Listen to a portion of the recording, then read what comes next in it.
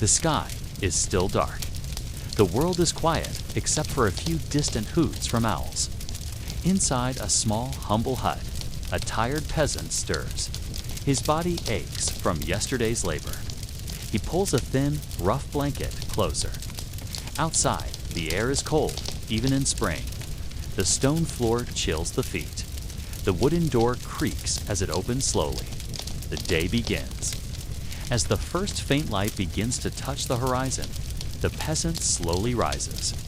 His bones creak in protest, and his breath comes out in small, misty puffs. There are animals to care for. Chickens that cluck softly, hungry for grain. A sleepy goat that bleats quietly, rubbing against the wooden pen. The peasant shuffles outside. The dew clings to the grass, making his feet damp. He tosses handfuls of grain to the birds and opens the goat's gate. Next, the well awaits. The bucket is lowered into the cool, dark water. Slowly, the bucket is pulled up, heavy with the liquid that will be used for cooking and washing. Each movement is deliberate, slow, necessary. With a worn leather satchel over his shoulder, the peasant begins his walk toward the fields. The village is quiet, save for the occasional crow from a distant tree and the soft murmur of the morning breeze. He passes other huts, some smoke rising gently from chimneys, promising warmth inside. The path is uneven. Stones, mud, and patches of grass slow his steps. His feet ache from the rough ground, and the leather soles are thin and cracked. The fields stretch out before him, a patchwork of earth and early crops. The horizon glows softly with the promise of the rising sun. He breathes deeply. Another long day begins. The peasant kneels, hands sinking into the soil, cold and damp. He grips a simple wooden hoe, its handle worn smooth by years of use. Day after day, he turns the earth, loosening it for seeds that will grow slowly, painfully. The sun climbs higher, its warmth a small comfort amid the exhaustion. He pulls stubborn weeds, one by one, careful not to disturb the fragile shoots. His back aches, his fingers blistered.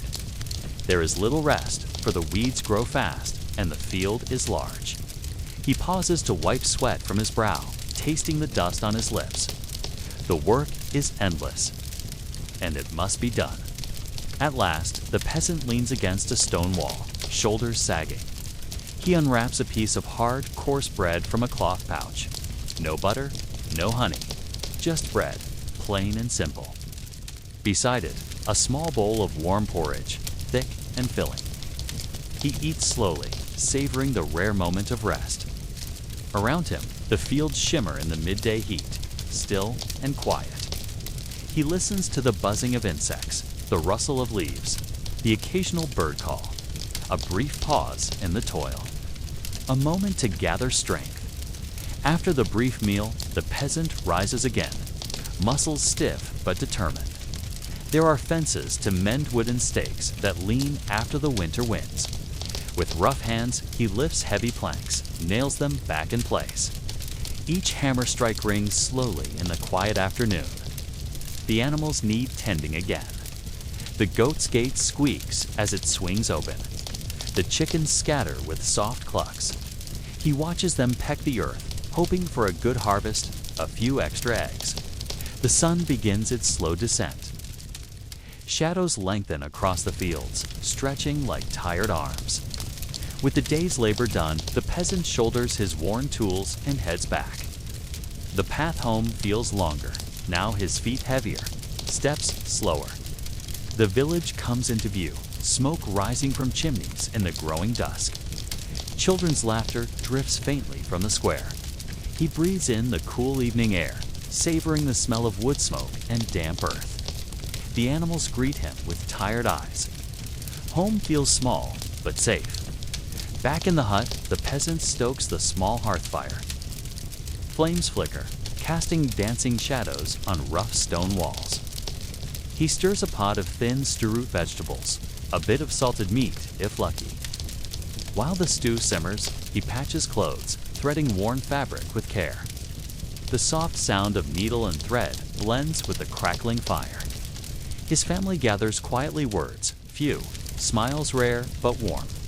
They share the simple meal in low light, speaking softly of the day past and the morrow to come. As twilight fades, the peasant takes a moment to step outside once more. The sky is a dark velvet, sprinkled with distant stars. The village is hushed. Only the soft hoot of an owl breaks the silence. He crosses himself quietly, murmuring a short prayer taught by the village priest. Words about protection, about patience, about another day's grace. No grand ceremony, just a simple hope whispered into the night air. Back inside, he readies the hut for the cold hours ahead. A few embers glow faintly in the hearth. He covers the thin straw mattress with a threadbare blanket, folded carefully. The peasant settles down on the hard mattress made of hay. The blanket is rough against his skin, but it is warmth enough. His body sinks slowly into the soft straw, aching from hours of labor. The cold creeps through cracks in the wooden walls, chilling his toes. He pulls the blanket tighter, breath slowing. Outside, the wind whistles softly through the trees. Inside, the house is still. His eyes close. The day's worries and weariness fade. Sleep comes, slow and deep. Tomorrow will begin, just like today. Cold dawn, slow chores, long walks, hard work. But for now, rest is a small comfort, a quiet pocket of peace in a life filled with toil. The peasant dreams perhaps of softer beds, or warmer fires, or fields ripe with golden grain. And as the night deepens, so too does his sleep. The small hut lay in near complete darkness, save for the faintest glimmer of starlight slipping through the cracks between the roughly hewn wooden boards. Outside, the night was still and quiet, the silence only interrupted by the occasional chirp of a cricket or the distant hoot of an owl.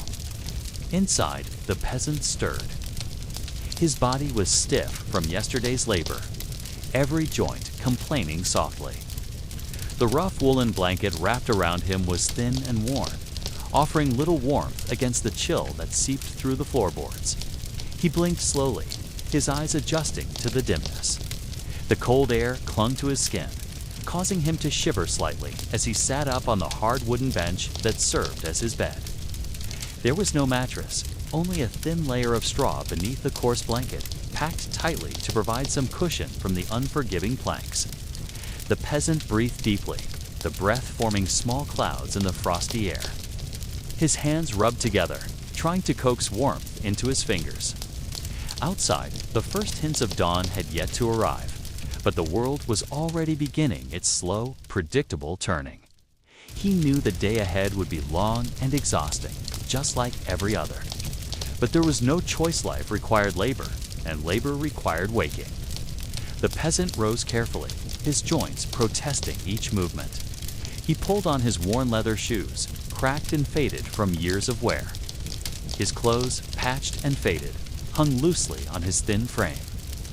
Stepping outside, the cold bit sharply at his exposed skin. The village was still asleep. The only sounds, the soft clucking of chickens nestled beneath the wooden roost, and the gentle bleating of the goat confined within a rickety pen. Their breaths puffed out in white clouds in the chilly morning air. He reached into a burlap sack and scattered handfuls of cracked grain across the dirt, watching the chickens scramble eagerly to peck at the food. The goat stretched and nuzzled at his outstretched hand, waiting patiently for its morning offering. Next came the well, a simple stone structure with a wooden frame. He lowered the bucket slowly, the creak of the rope mingling with the morning silence. The water was cold and fresh, a welcome reprieve from the dry throat left by yesterday's toil. He filled his small wooden basin and carried it carefully back to the hut. Each step was slow and measured, the uneven ground demanding his attention. The sun had not yet risen, but the faint pink glow on the horizon promised warmth soon enough. The village was still mostly asleep as the peasants stepped onto the narrow dirt path leading out of the cluster of huts. The air was crisp, carrying the faint scent of damp earth and the distant sound of a brook gurgling softly. His leather shoes sank slightly into the soft ground, worn thin and creaking with every step. Around him, the first light of dawn began to color the eastern sky in gentle shades of pink and orange, promising a new day. Birds stirred in the trees, their songs tentative and sweet. A cool breeze whispered through the tall grass that bordered the road.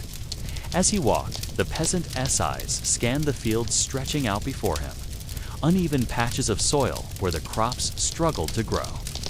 Battered by wind and weather, the earth was dark and heavy, smelling faintly of moss and rain. His body ached from yesterday's labor, muscles tight and joints stiff, but there was no rest yet. He carried his simple wooden hoe slung over one shoulder and a small satchel containing seed grains. Each step was slow but steady, the rhythm comforting in its familiarity. The sun climbed higher, its light warming his back as he approached the open field that would consume most of his day. The peasant arrived at the field, the soil cool and soft beneath his worn boots. He lowered the wooden hoe from his shoulder and took a moment to survey the land. Rows of sprouts peeked shyly from the earth-young shoots of barley and wheat, fragile but hopeful. With a deep breath, he bent to his task. The tools scraped against the soil, turning it over slowly, breaking up clods and preparing the ground for new seeds. His arms ached almost immediately, muscles tightening with the repetitive motion.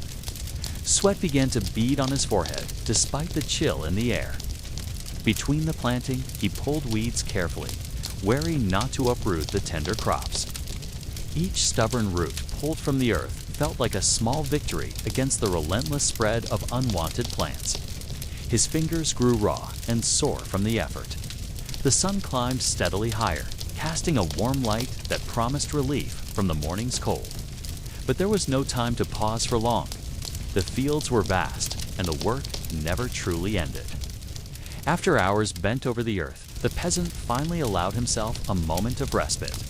He settled beneath a gnarled oak tree at the edge of the field, its rough bark offering a patch of welcome shade. Unwrapping a cloth, he pulled out a piece of hard, dense bread, coarse and heavy, baked from the previous week's grain. Beside it rested a small wooden bowl filled with thick, warm porridge, its simple flavor a mix of oats and water, perhaps sweetened faintly with a pinch of wild honey if fortune allowed. He ate slowly, the rough texture of the bread scraping his dry mouth, but it filled the aching emptiness in his belly. Around him, the fields stretched out, golden in the sunlight, the distant hum of bees busy among the wildflowers. Each bite was a brief comfort amid the hard day, a small reward for the work already done and the hours still to come. With the sun high overhead, the peasant pushed himself back into work. There was more than just planting. Fences needed mending. Wooden stakes leaned and cracked from winter's cold, and gaps allowed wandering animals to slip through. Using a heavy hammer fashioned from iron, he drove nails into the rough planks, each strike echoing faintly in the quiet countryside. The rhythm was steady but exhausting. His fingers ached from gripping the hammer, and splinters pricked his skin. Nearby, the goats grazed lazily, and a few chickens scratched the dirt with persistent energy. He paused to shoo them gently away from the newly seeded patches, mindful of the delicate work. Though his back burned with fatigue, the peasant knew these tasks were necessary to protect the fruits of his labor. As the day began to wane, the peasant gathered his worn tools and started the slow journey home. The path seemed longer now, the muscles in his legs tired, his steps heavier. The village came into view as the sun dipped low, casting long shadows across the fields. Smoke curled from chimneys, the scent of cooking fires mixing with the crisp evening air. Children's laughter floated from the central square, a cheerful contrast to the peasant's weary silence. He welcomed the familiar sights and sounds, a small comfort after the day's toil. Back in the small, humble hut, the peasant kindles the hearth's embers. The flames flicker slowly, casting warm orange glows that dance across the rough stone walls. He places a small iron pot over the fire, simmering a modest stew of root vegetables and herbs. sometimes with a tiny piece of salted meat if the harvest or market went well. While the stew bubbles quietly, he takes up needle and thread. The fabric of his tunic is worn thin in places, patched many times before. His hands move steadily but carefully, stitching holes and tears that could widen if left unattended. The quiet punctuations of needle through cloth mix with the soft crackling of the fire. His family gathers nearby, faces tired but warm with familiarity. Words are few but meaningful, shared in the soft glow of candlelight. They speak quietly of the day's events, the coming weather, and hopes for the harvest. As the sky darkens, the peasant steps outside briefly. The village rests under a blanket of stars, peaceful and still. He makes the sign of the cross, whispering a short prayer for safety, good health, and strength to face another day. Returning inside, he stokes the fire once more, then settles his few belongings neatly. The cold night air creeps through the cracks in the walls, chilling the small room despite the fire's warmth. He folds a coarse wool blanket over the thin hay mattress, preparing for the long night ahead. The peasant eases himself down onto the rough mattress of straw, the texture prickly but familiar. He pulls the heavy, scratchy blanket over his shoulders and breathes deeply, letting the weariness settle into his bones. The cold creeps through the wooden walls, chilling his toes. But the steady rhythm of his breathing slowly warms the air around him. Outside, the wind whispers through the trees, a soft lullaby of rustling leaves. Inside, the flicker of the dying fire casts long shadows that dance gently across the floor. His eyelids grow heavy. The aches of the day soften into a distant hum. Tomorrow will be much the same. Another cold dawn. Another slow walk to the fields. More bending, planting, and waiting. Long hours beneath the sun, hands blistered and back aching. But for now, rest is a small grace. A quiet moment of peace amid hardship. A brief respite in the endless rhythm of life. The peasant dreams not of glory, but of simple things. A warm fire, soft shoes, a good harvest. And as sleep deepens, so too does the quiet stillness of the medieval night. Imagine waking up before dawn, long before the sun begins to cast its golden rays across the fields. The air is cool and heavy with mist. You live in a small village, a cluster of rough wooden huts with thatched roofs nestled beside muddy roads and rolling fields. Here, life is simple and hard. In this world, villagers are always dirty and tired. It's not because they don't care.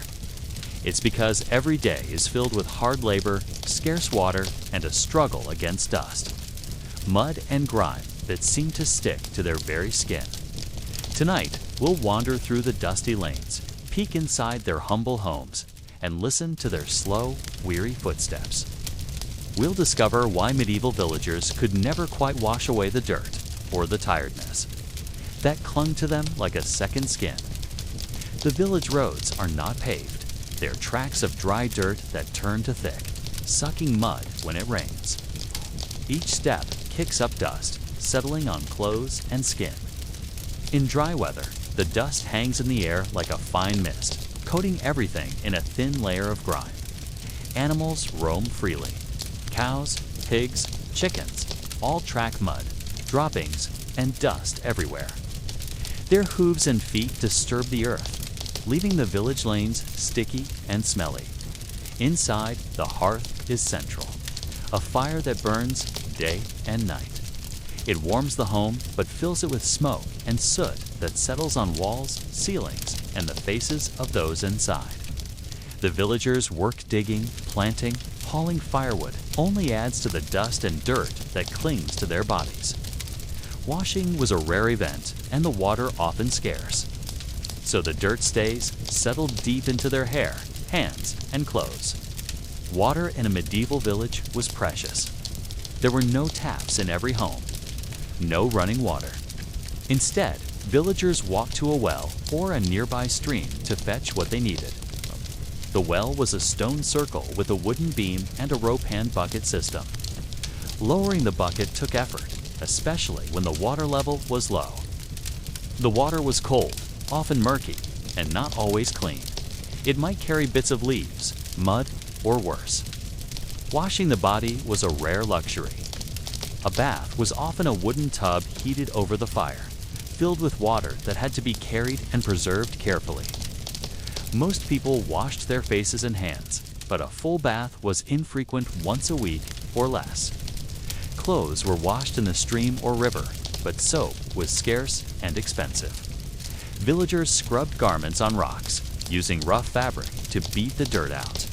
Because of this scarcity, dirt and grime were almost permanent companions. The peasant's day was ruled by the rising and setting of the sun. Before dawn, the village stirred slowly awake. He dressed in rough woolen clothes, patched and worn, and stepped outside his small hut to face the day's endless toil.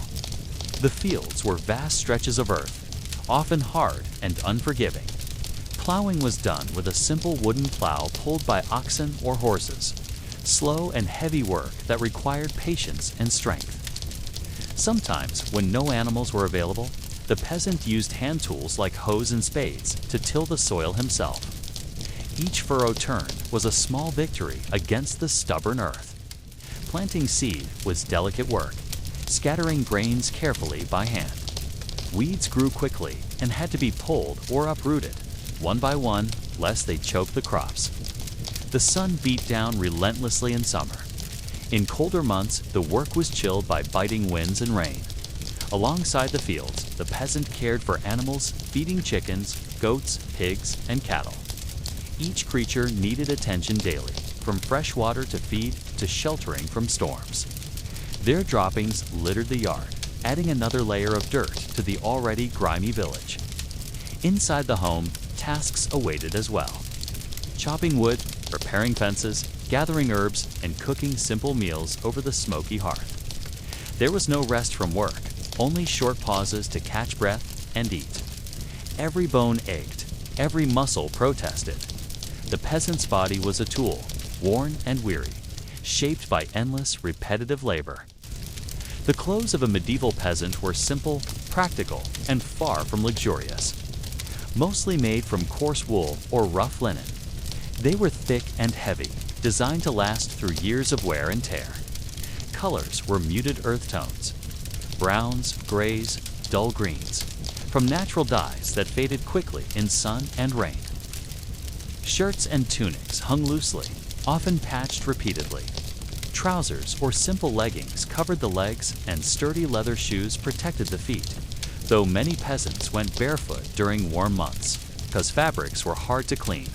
Dirt settled deep into fibers, making the clothes perpetually dusty and stained. Washing clothes was a laborious chore. Soaps were rare and expensive, often homemade from animal fats and ashes. Most villagers washed their garments infrequently, scrubbing them in streams or basins with coarse brushes or stones. The result was clothes that smelled faintly of smoke and earth, worn soft and thin in places, yet never truly clean. Personal hygiene was similarly limited. Baths were infrequent due to scarce water and the chill of damp wooden huts. Villagers might wash faces and hands daily with cold water. But full body washing was rare, often reserved for special occasions or visits to the church's baptismal font. Hair was often tangled and dirty, combed roughly with wooden combs carved by local craftsmen. Beards and body hair were common, as shaving tools were costly and time-consuming to use.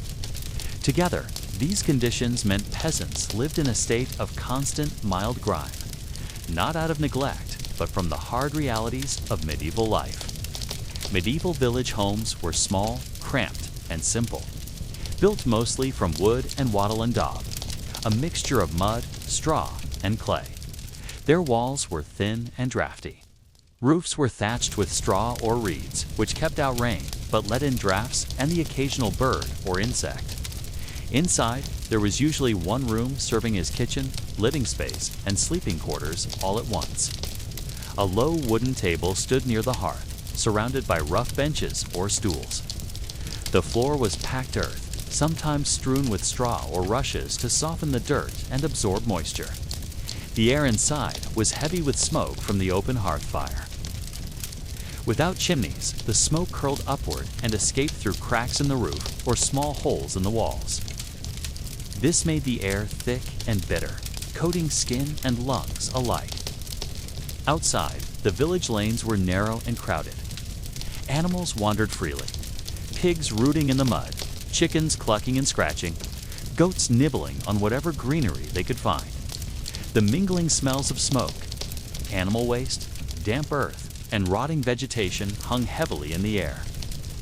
Sanitation was poor. Waste was often thrown into the streets or nearby ditches. This combined with the mud and rain to create a persistent, unpleasant odor that villagers grew accustomed to but never truly escaped. Life was hard and messy, and cleanliness was a constant battle against nature, animals, and circumstance. Food was a daily necessity, but preparing it brought its own challenges of cleanliness. Most villagers ate simple fare: coarse bread, porridge made from oats or barley, root vegetables like turnips and onions, and occasionally a bit of salted or smoked meat. Cooking was done over an open hearth fire inside the main room of the house. Pots were heavy iron or clay, often covered in soot and ash from the smoky fire. There was little running water to wash pots and utensils thoroughly.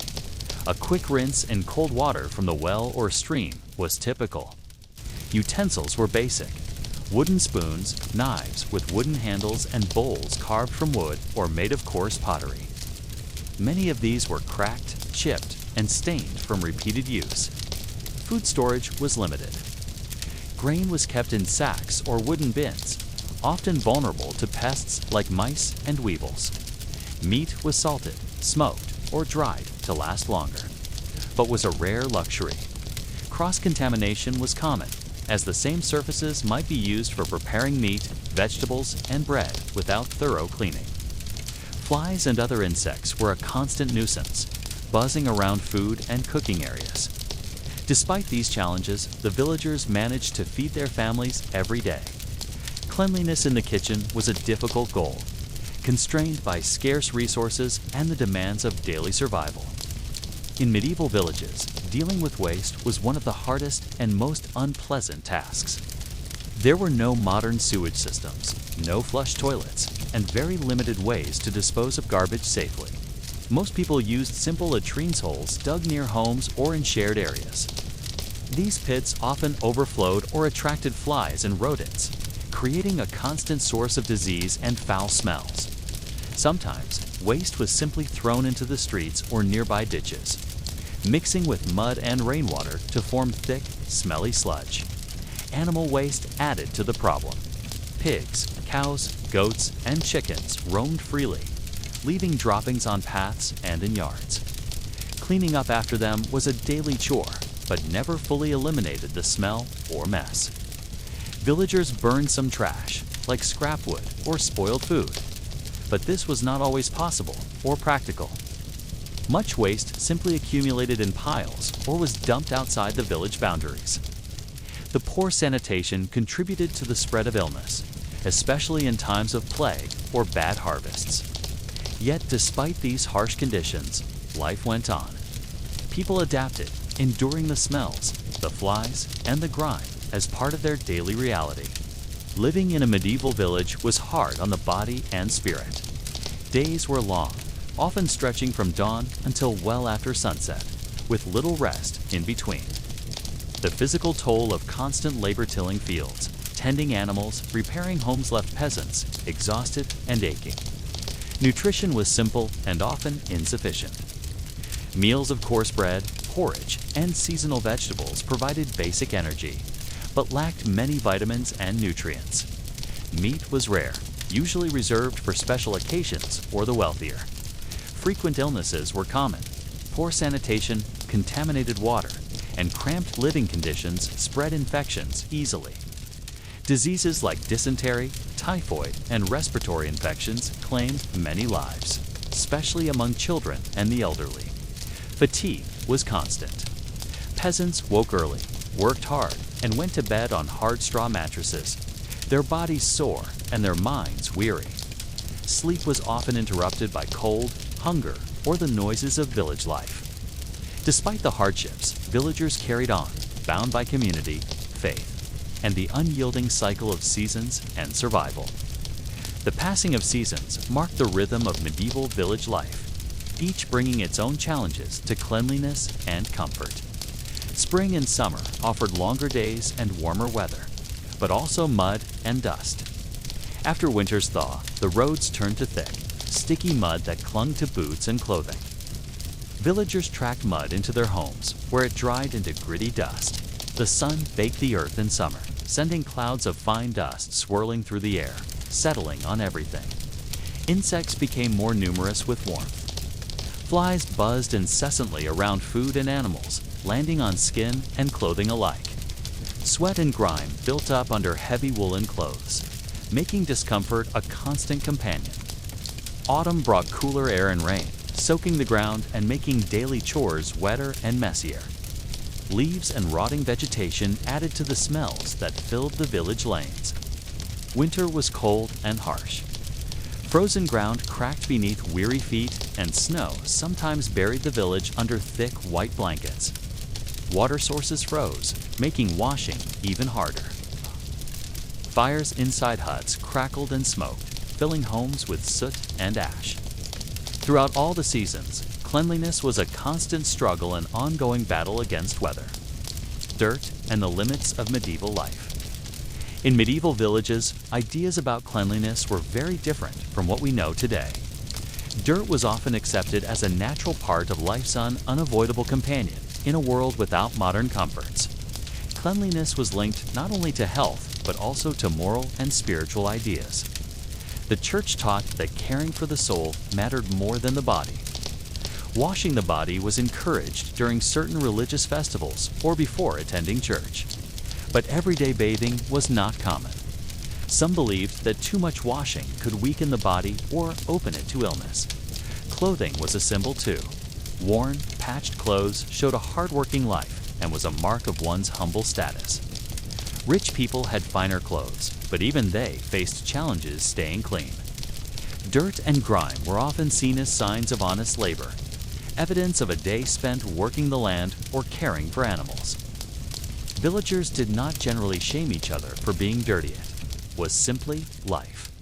In this way, the persistence of dirt and tiredness was woven deeply into the social fabric of medieval village life. Religion played a central role in medieval life, shaping not only beliefs, but daily habits including cleanliness. The church emphasized spiritual purity, which sometimes influenced how people thought about their bodies and washing. Baptism was the most important ritual involving water symbolizing cleansing of the soul. People would gather at the church for this sacred washing, but regular bathing was not part of everyday religious life. Holy days and feast days often included communal washing or pilgrimages to sacred springs and baths, believed to have healing or purifying powers. But these were rare occasions, not daily routines. Monks and nuns followed stricter rules about cleanliness. Monasteries often had special baths and running water, and washing was part of their discipline. This contrasted with peasants, whose daily washing was limited by resources and work. At times, religious teachings discouraged excessive washing, fearing it could weaken spiritual resolve or invite sickness. People believed that hardships like dirt and fatigue were part of God's plan tests of faith and endurance. Despite these views, faith also offered comfort and hope, helping villagers endure their harsh, dirty lives with patience and prayer. Though water was scarce and bathing infrequent, medieval villagers had ways to manage their cleanliness as best they could. Simple tools and everyday practices helped them fight off dirt and discomfort in a world without modern conveniences. Combs and brushes, wooden combs, often hand-carved, were prized possessions. They were used not only to untangle hair, but to remove lice and dirt. Sometimes, special tickling sticks were used to help dislodge pests hiding in hair and beards. Washing with cloths and rags without frequent baths, people wiped their faces and hands with damp cloths. These cloths were rinsed in cold water from wells or streams, then wrung dry and reused. Herbs and fragrant plants. Villagers sometimes rubbed fragrant herbs like lavender, rosemary, or mint on their skin and clothes. These plants masked odors and were believed to have cleansing or protective properties. Foot washing and soaking feet, often sore and dirty from long days walking barefoot or in thin shoes, were washed when possible. Soaking feet in warm water with herbs was a rare luxury, but helped soothe aches and clean grime. Clothing care peasants patched and mended clothes repeatedly, turning worn fabric inside out to hide stains. They hung garments in the sun to air out and dry, using sunlight's natural disinfectant power. These simple methods offered small relief in an otherwise tough, grimy life-small rituals of care and dignity amidst hardship. The life of a medieval peasant was a never-ending cycle of work, weather, and survival. From the moment dawn broke, the village stirred to life, and peasants faced long days filled with exhausting tasks. Early mornings and late nights. Peasants woke before sunrise, often in the cold and darkness. There was no rest in the morning chill. Work began immediately. By candlelight or dim dawn, they dressed and prepared for the day, often with little food to fuel their bodies. Physically demanding labor, the work itself was grueling. Fields needed plowing, sowing, weeding, and harvesting, all done mostly by hand or with simple tools. Heavy tools like wooden hoes, spades, and plows pulled by oxen required strength and endurance. Animal care tending animals added another layer of responsibility. Feeding, cleaning stalls, milking, and protecting livestock took hours daily. Animals were essential for food, labor, and income neglect was not an option. Household duties back at home. Chores continued. Cooking over smoky fires, fetching water from distant wells, repairing fences, and maintaining clothing all demanded energy. Weather and seasons, seasonal changes dictated the pace and nature of work. Winter brought cold, hunger, and the challenge of preserving food and warmth. Summer days were long and hot, making labor even more exhausting. Little rest or leisure. There was rarely time for rest or recreation. Evenings were spent preparing for the next day, eating simple meals and sleeping on hard straw beds. Fatigue built up, day after day, week after week. No wonder peasants were always tired. Their lives were a constant, tiring struggle to survive and provide for their families. Though the life of a medieval peasant was filled with dirt, fatigue, and hardship, it was also a life rooted deeply in community and resilience. Villagers depended on one another, sharing labor, resources, stories, and faith. Their bonds were forged through shared struggles and simple joys. Celebrations at harvest. Q. The warmth of a communal fire and the quiet comfort of family. The dirt on their hands and the weariness in their bones were marks of a life lived close to the earth. Their days may have been long and exhausting, but they held meaning and purpose in the rhythms of nature and tradition. Though modern comforts make us forget the harsh realities of the past. Understanding this slow, gritty life reminds us of the strength and endurance of those who came before. So, as we close the day, imagine the tired medieval peasant settling in for rest. The fire's glow, soft and flickering. The night wrapping gently around the village. A moment of peace before the cycle begins anew. Thank you for wandering through the quiet, dusty lanes of history with me. May this slow, sleepy journey bring calm and a deeper appreciation for the rhythms of life long ago. Let's step back in time to a small medieval village, perhaps nestled at the edge of a forest where the morning mist clings low to the ground. In the soft light of early dawn, smoke curls gently from a thatched roof. The smell of damp earth and wood smoke drifts through the air. You approach a hut, small, quiet, and worn by time. This is not the home of nobility. It is the dwelling of a peasant family, perhaps a farmer, his wife, and their children, maybe a grandmother too. All living under one sagging roof, huddled together against wind, rain, and cold. Tonight, you won't be following knights or kings. You'll be sitting quietly by the smoky hearth, listening to the creaking timbers, feeling the cool, packed earth beneath your feet, and learning the quiet, constant struggles of living in a medieval hut. The hut itself is modest, built from what the land offers. Timber from the nearby forest frames the walls. Strips of woven branches called wattle are packed with daub, a muddy mix of clay, straw, and dung, to fill the spaces between. The roof is thatched with reeds or straw, tied in bundles and layered thickly to keep out the rain. But it doesn't always work. Wind sneaks in through gaps. Rats and birds make nests in the thatch. Insects hide in the muddy daub. Still, this hut is a shelter, one built by calloused hands over time. It creaks in the wind, leans slightly to one side, and sags beneath the weight of seasons. But it stands. The doorway is low. You must duck to enter. The wooden door is held by leather hinges and secured by a wooden latch. There is no lock. Let's step inside. Inside, the light is dim. There are no glass windows, just small openings near the roof, perhaps covered with animal hide or oiled cloth to let in a trace of sunlight. The air is thick, with the smell of smoke, old straw, sweat, and soil. Your eyes adjust slowly. It's one room. Just one. To your left, a fire pit. The hearth, with a blackened pot suspended over the coals. To your right, a wooden bench and a low table, rough-hewn and uneven. At the far end, bedding or something like it. Wool blankets, maybe some straw. A pile of rags to soften the dirt floor. A chicken clucks softly in the corner. A goat shifts in its stall near the back wall.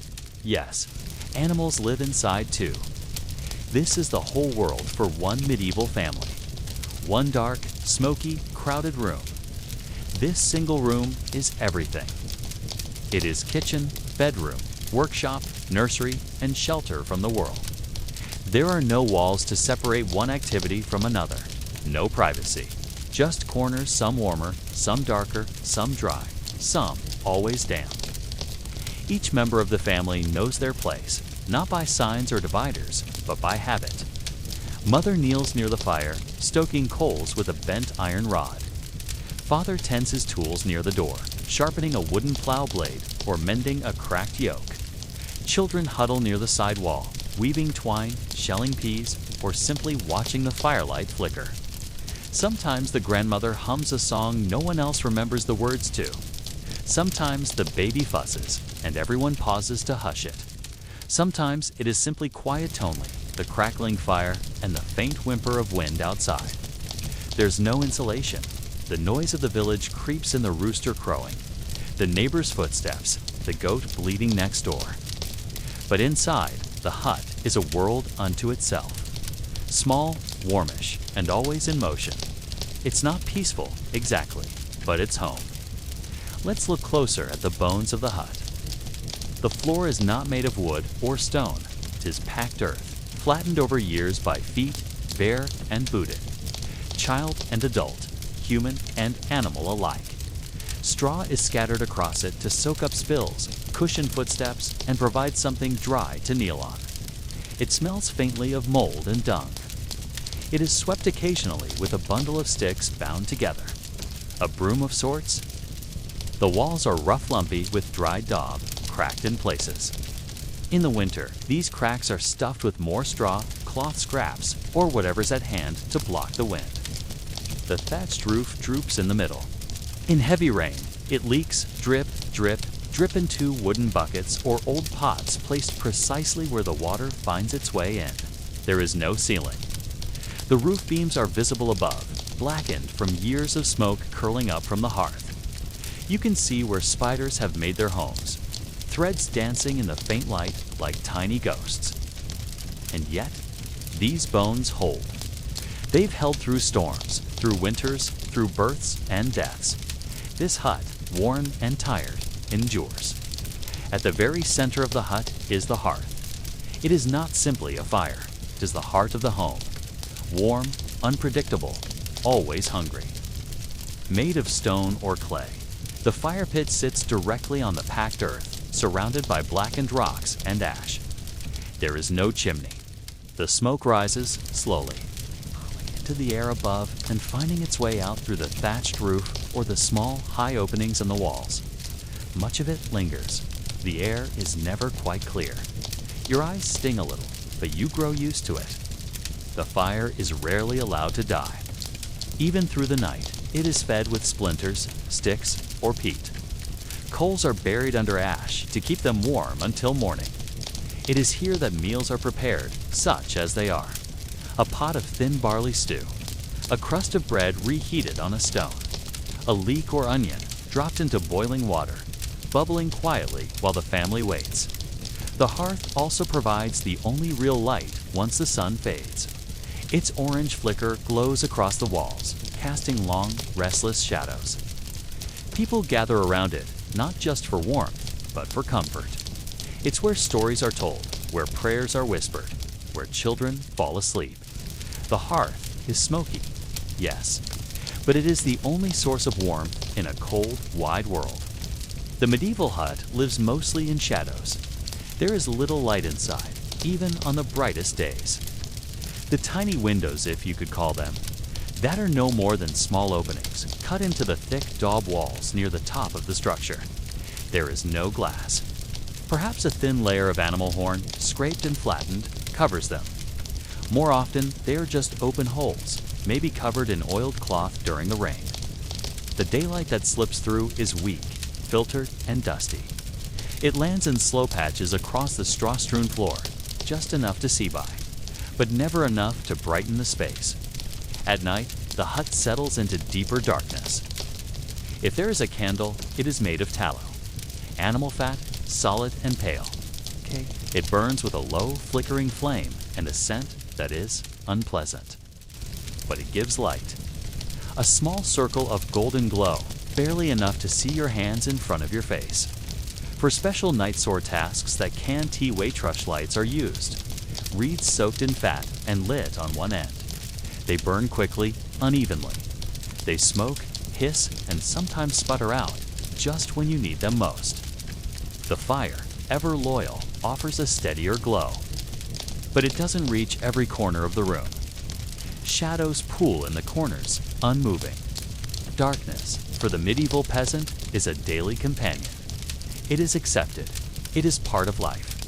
You do what you must by daylight, and then you rest. There is little in the way of furniture inside a medieval peasant hut. No shelves, no closets, no polished tables or comfortable chairs. Every piece has a purpose. Every object is made, not bought crafted by hand or passed down over seasons, sometimes generations. The table is low and rough, its surface uneven from years of chopping, kneading, and repair. It rests slightly crooked on the packed earth. No tablecloth, no decorations, just bare wood, blackened where hot pots have been set and gouged by knives, now grown dull. Around it sit stools three-legged and handmade. They creak with every shift of weight. Sometimes there's only one stool, and the others must sit on the ground, knees tucked beneath them. In one corner, a chest, heavy, plain. Inside it might be wool for mending, a precious spare tunic, or the family's only spoon wrapped in cloth for safekeeping. A few pegs are driven into the wall to hold cloaks or a string of onions. Perhaps a wooden bowl sits on a ledge, filled with coarse salt or dried beans. Maybe a clay cup, chipped but treasured. That's all. In this tiny, dim world, furniture is not about comfort. It is about necessity. It stands quietly, doing its job, no more, no less. Sleep in a medieval hut came only after the body had earned it after a day of walking, lifting, digging, and mending. There was no mattress, no pillow, no linen sheets or quiet turn-down rituals. In one dark corner, closest to the hearth, a pile of straw was spread out on the floor.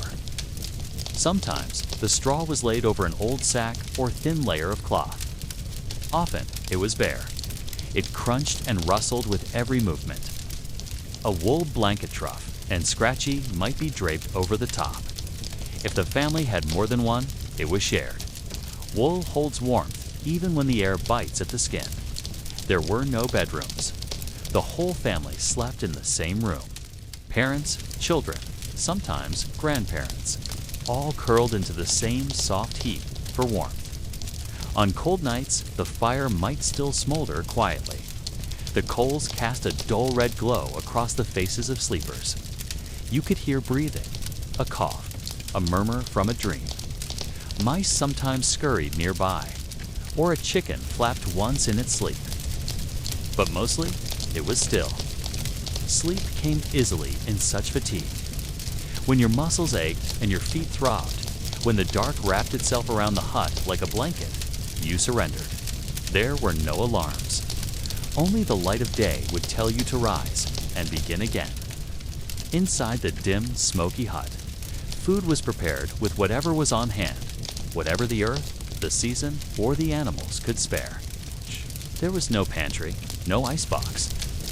Just a few sacks, jars, and bundles stored in the coolest corner near the door. Grain was the foundation of almost every meal. Barley, oats, rye. They were ground into flour using a heavy stone quern, turned slowly by hand until the course meal was ready. Bread was baked over the hearth or on flat stones beside the fire dens, chewy, dark. Stews were common. Simple things: onions, cabbage, dried beans if they were lucky. A piece of salted meat dropped into the pot if there was any to spare. The pot hung over the fire, bubbling slowly for hours, absorbing the smoke, the warmth, and the patience of its maker. Utensils were few. Wooden spoons, rough clay bowls, maybe one iron ladle for stirring. Children sometimes used their hands. Food was not served in courses. It was shared all at once with no ceremony. Drinks were simpler, still thin ale, made weak and sour to keep it from spoiling. Sometimes just water, drawn fresh from the well and brought in a clay jug. Meals were eaten in near silence, each bite thoughtful and steady. Not rushed, not celebrated, just nourishment, enough to continue. Inside the medieval hut, smells and sounds were constant companions, weaving a tapestry of life that was sometimes comforting, sometimes harsh. The air was thick with the scent of wood smoke curling upward from the ever-burning hearth. It mingled with the earthy dampness of packed dirt floors and the faint, sweet decay of straw scattered about. There was the sharp, sour tang of sweat clothing and skin alike after long hours of work under sun and wind. Animals added their own unmistakable aromas. The faint musk of a sleeping goat, the sharpness of chicken feathers, the heavier, pungent smell of pig or cow nearby. Sometimes the air was tinged with the faint sweetness of herbs drying from a bundle hung near the ceiling. Lavender, rosemary, or thyme. Not all smells were pleasant. The warmth of the hut amplified the odors of unwashed bodies, cooking food, and animal waste. Mingled together, they created a smell unique to the humble home one accepted, familiar and rarely spoken of. Sounds echoed softly through the small space. The crackling fire was a steady, comforting murmur. Wood creaked and settled with the cool of night. The soft cluck of a chicken, the rustle of straw as someone shifted position to find comfort. A child's quiet breathing in sleep, sometimes a cough or a distant murmur from outside. Together, these sounds and smells told the story of a life lived close to nature, marked by endurance and quiet rhythms. In a medieval village, animals were not only part of the livelihood, they were part of the home itself. Space was tight, and many families shared their hut with a handful of animals. A goat might rest in a corner, its soft bleating mixing with the creaks and whispers of the hut. Chickens roamed freely, clucking softly as they searched for scraps. Sometimes a piglet slept near the hearth, warm and safe from the cold outside. Animals provided food, labor, and even warmth. Their bodies radiated heat that helped warm the damp, chilly room. Their movements stirred dust and straw, and their smells mingled with those of people and fire. Caring for animals indoors was a constant task. Stalls or simple pens built from wooden poles kept larger animals contained. Manure had to be cleaned regularly, though clean was a relative term in the muddy village. At night, the animals settled, their breathing slow and steady. The family could feel the rhythm of life, human and animal beating as one. Living with animals indoors was noisy, smelly, and messy. But it was also comforting and necessary, a small ecosystem of survival in the heart of the hut. Water was precious in the medieval village. There was no running water, no taps inside the hut.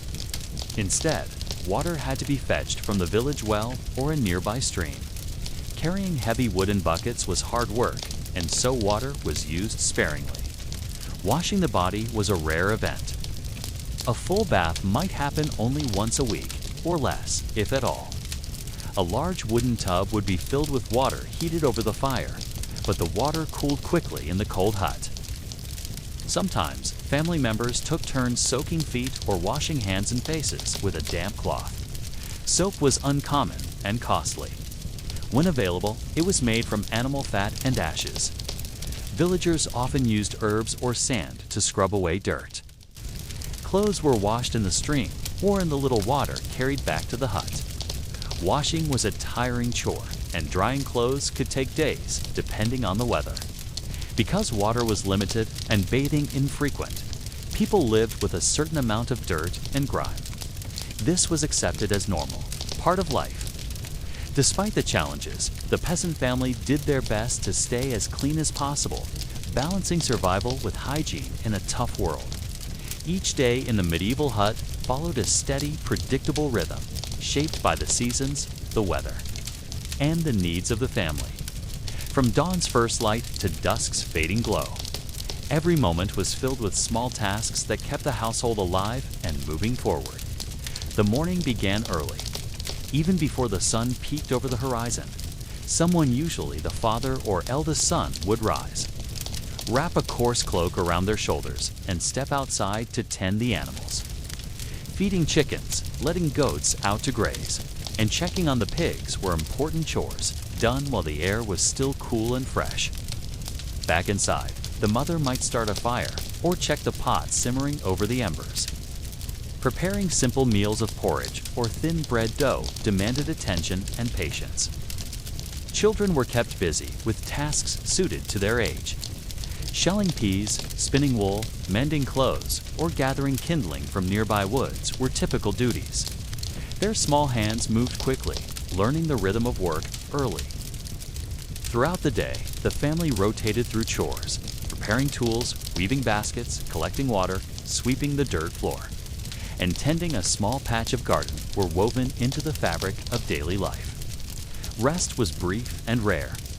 Meals were taken quickly and quietly, often while standing or sitting on a rough bench. There was little time for leisure or play, except in the simplest moments. As dusk approached, chores wound down. The fire was stoked, the animals secured, and the family gathered near the hearth for warmth and rest. Though the work was hard and unending, it was shared, each person a vital thread in the fabric of the home. The life inside a medieval hut was not easy. It was filled with cold mornings, smoky air, hard work, and constant fatigue. Yet it was also a life of quiet endurance, slow, steady rhythm of survival. Families lived close, sharing warmth, food, and shelter. Neighbors depended on neighbors. Faith, tradition, and simple acts of kindness helped carry them through harsh winters and lean seasons. The dirt, the smells, the smoke, they were part of a world without modern comfort. Yet, within that world, people found meaning in their work, in their families, in the small joys like the flicker of firelight on a cold night or the soft breath of a sleeping child. As you close your eyes tonight, imagine the tired medieval peasant settling down in the straw bed, the gentle crackle of the hearth fire fading to silence. Outside, the village sleeps too, waiting for the next dawn, the next day of work and endurance.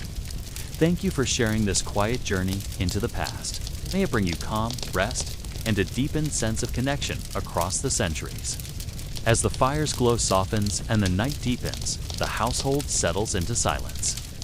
The day's fatigue has woven itself into heavy eyelids and slow breaths. The peasant sits quietly for a moment, feeling the worn wood beneath him, the lingering warmth from the hearth, and the cool air creeping through the cracks. Thoughts drift not of grand plans or distant places, but of simple things.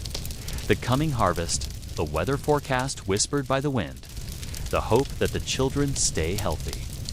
Outside, the village is still. Only the occasional hoot of an owl or the rustle of leaves breaks the calm. The animals rest, too, tucked into their corners and pens, their breaths slow and even. In this fragile peace, the peasant finds a moment of calm, soft pause before the cycle begins again with the dawn. Though the work is never done and the days are long and hard, these quiet moments are precious. They are the small threads of hope, resilience, and endurance that have carried generations through the centuries. Though the peasant's hut was small and the day long, life was not lived in isolation. The village was a tight-knit web of families, neighbors, and friends, all connected by shared labor, faith, and tradition. Villagers helped one another through the hardest times: harvest, winter storms, illness, or repairs after storms. If a roof leaked badly, neighbors might come with ladders and tools to fix it. If a family fell sick, others brought food and firewood, quietly ensuring no one faced hardship alone.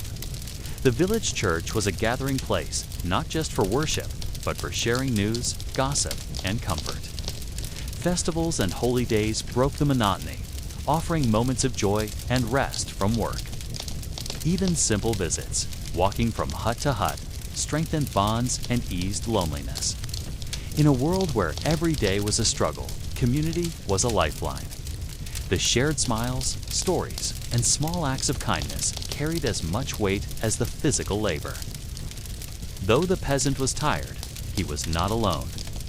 Despite the relentless demands of work, a medieval peasant's year was punctuated by moments of celebration times when the village came alive with music, food, and fellowship.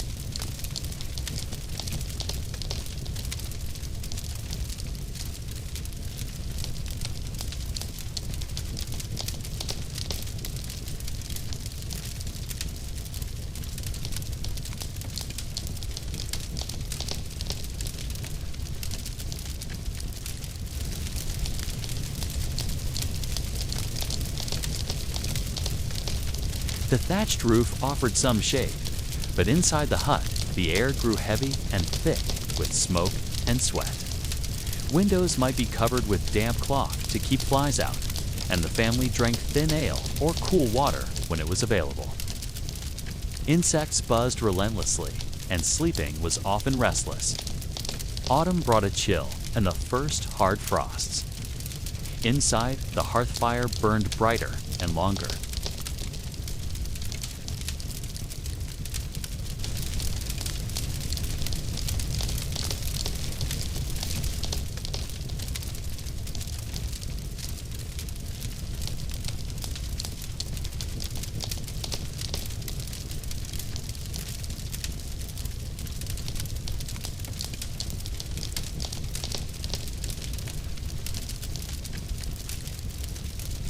The hut felt smaller, more crowded, but also more protective against the bitter world outside. Through all these changes, the hut remained the central place of survival, struggle, but also refuge. Life in the medieval hut was tough, dusty, and exhausting, but it was also filled with small moments of joy that brought light to the darkness. a child's laughter breaking through the morning chores. The quiet warmth of a cat curled near the fire. A simple meal shared with loved ones, eaten without rush or fuss. The feel of soft wool against rough skin. A rare, sweet taste of honey or berry, savored slowly. Even the flickering dance of firelight cast a kind of magic shadows on the walls, telling stories without words. Songs hummed quietly during work, or prayers whispered at dusk. Neighbors stopping by for a brief chat, bringing news or gifts of food. Though the days were long and the work hard, these tiny joys gave the peasant family strength. They were reminders that life, even in its most difficult form, held beauty and meaning.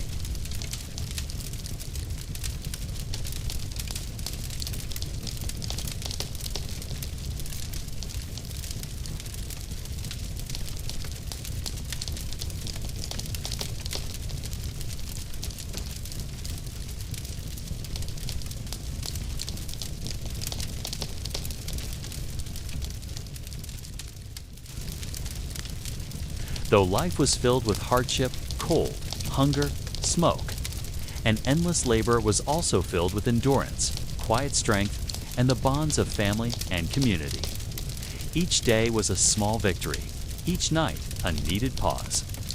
In the flickering firelight, in the soft breaths of sleeping children, in the worn walls that had sheltered generations, the story of a humble life whispers across time.